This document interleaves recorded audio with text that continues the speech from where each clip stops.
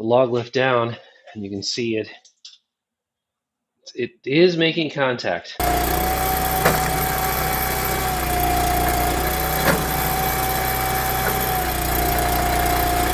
So as you can see, quite a difference.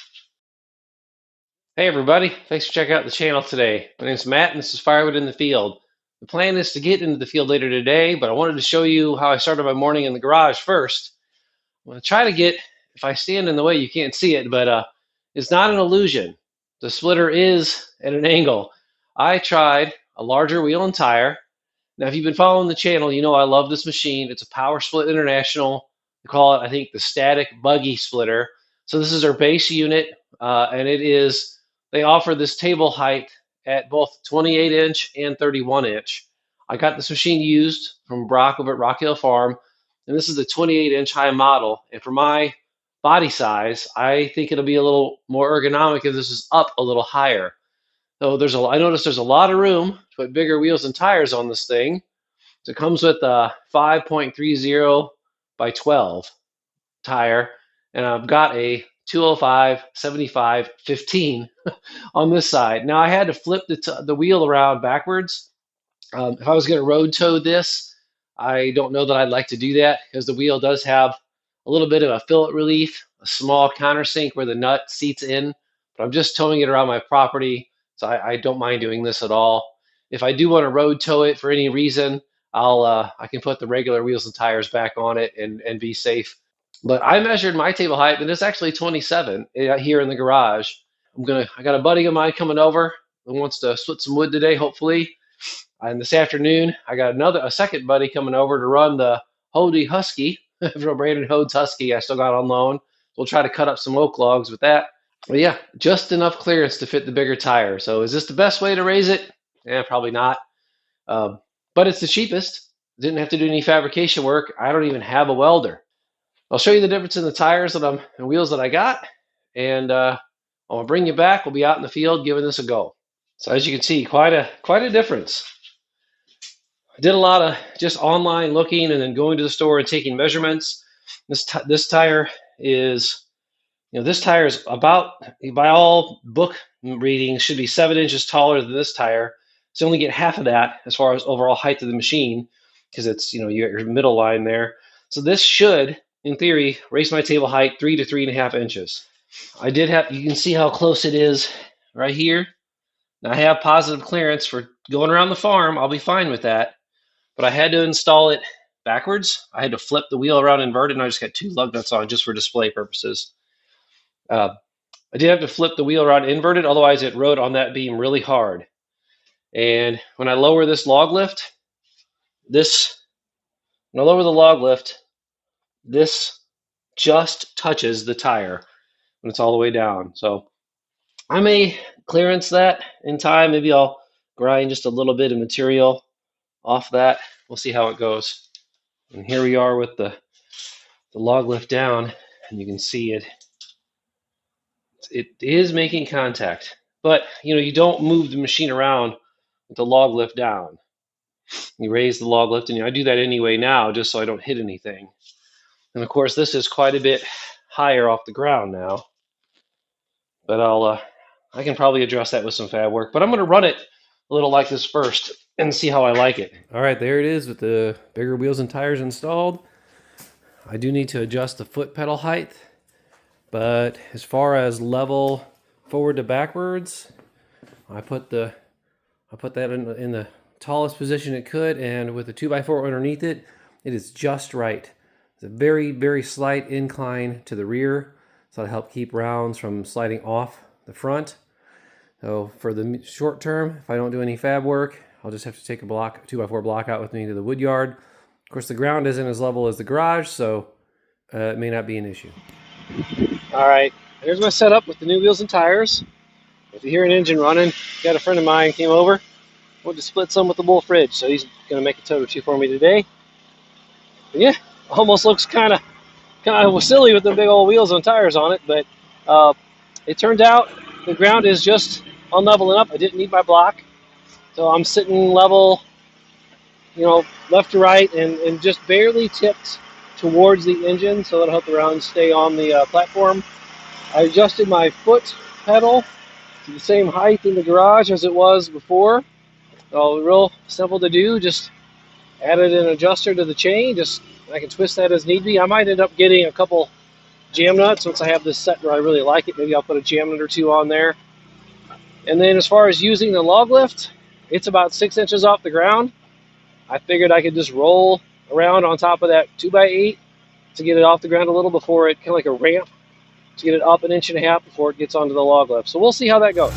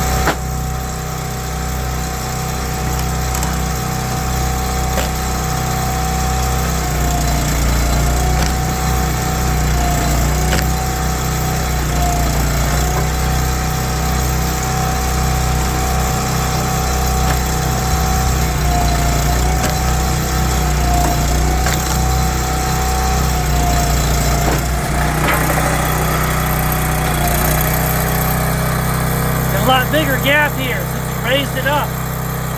See how it does getting around on there. Try this as a ramp.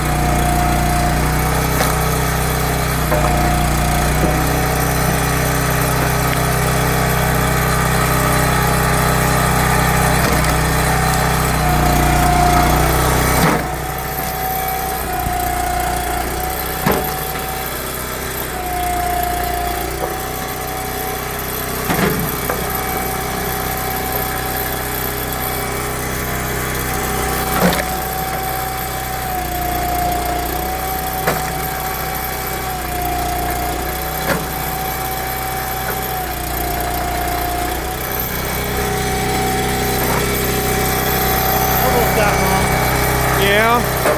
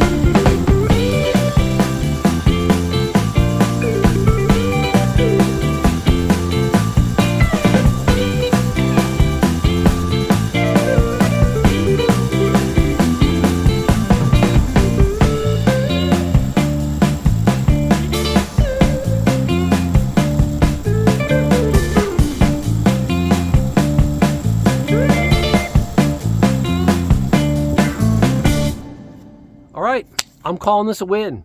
I like the bigger wheels and tires. It feels more comfortable to me. This is not a negative comment against Powersplit. They offer this machine at a 28-inch table height and a 31. So mine measured actually more like 27, but that could depend on the terrain and how much air pressure is in the tires. And now I'm a little bit over 30-inch table platform height with these wheels and tires. That sounds low, but you're holding up near the top of the log. So I really like it. I really like it. I think it feels a lot more ergonomic for me, for my body that I have. And I'm going to run it like this a while. I don't know if I'm going to do any mods to the log lift table. I've got a buddy of mine who's a pretty good fabricator. We could come up with either modifying that one or maybe just fab a whole new one and swap it out. Because now that the table height is higher, when the log lift folds down, it doesn't reach as low. But you saw today I got a pretty good sized maple round to roll right up on there, really without any fuss. So I may just leave it alone.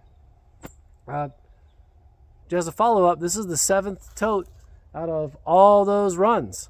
So looks like it's all I'm going to get though. I've got some rounds left, but not near enough to make a full tote. So I'm going to get 7.5 totes, give or take, which, hey, happy for it. The wood yard really needs it. But running out of daylight, I'm going to get this tote put away, go in, take a break, and then come back out here tomorrow and do it all over again. Appreciate you being here. For Matt at Firewood in the Field, see you next time.